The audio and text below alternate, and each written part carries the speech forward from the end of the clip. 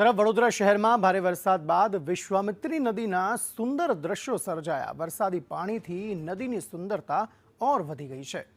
આસપાસની લીલી રંગોળી જાણે આસપાસમાં લીલી રંગોળી પૂરી હોય તેવા દ્રશ્યો વિશ્વામિત્રી નદીના જોવા મળી રહ્યા છે। બંદરાજી ખીલી ઉઠી છે। વિશ્વામિત્રી નદીમાં નવા નીરની આવક થઈ છે।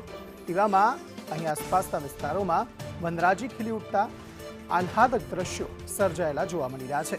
વરસાદી પાણીથી નદીની સુંદરતા વધી છે। વડોદરા શહેરમાં વહેલી સવારથી જે બફારાનું સામ્રાજ્ય હતું ત્યારે હવે વડોદરામાં ક્યાંક માહોલ જામ્યો છે અને જે વરસાદ છે તે અહીંયા વરસી રહ્યો છે। આ સુંદર દ્રશ્યો વિશ્વામિત્રી નદીના પટના છે કે જે 2200 કરોડના ખર્ચે આ નદીને પહોળી અને ઊંડી કરવામાં આવી। ક્યાંક હવે તેમાં વહેણ દેખાઈ રહ્યા છે અને જે રીતે મધ્ય ગુજરાતમાં અને ખાસ કરીને વડોદરામાં અત્યાર સુધી ઓછો વરસાદ વરસ્યો છે।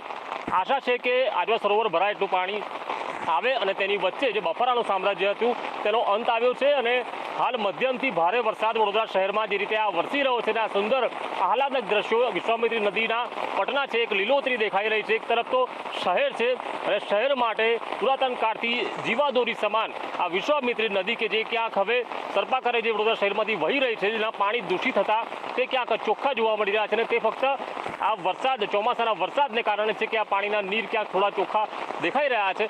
પરંતુ હજુ સુધી વડોદરા શહેરમાં જે રીતે અન્ય શહેરોમાં ભારે વરસાદ વરસી રહ્યો છે તેવો વરસાદ નથી પડ્યો। પરંતુ વડોદરાવાસીઓ પણ ક્યાંક ભગવાનને પ્રાર્થના કરી રહ્યા છે કે જે રીતે ગત વર્ષે પૂર આવ્યું તે આ વખતે વડોદરામાં ન આવે। કેમેરા પર્સન નિકેશ વડન સાથે કુણાલ શર્મા, સંદેશ ન્યૂઝ, વડોદરા।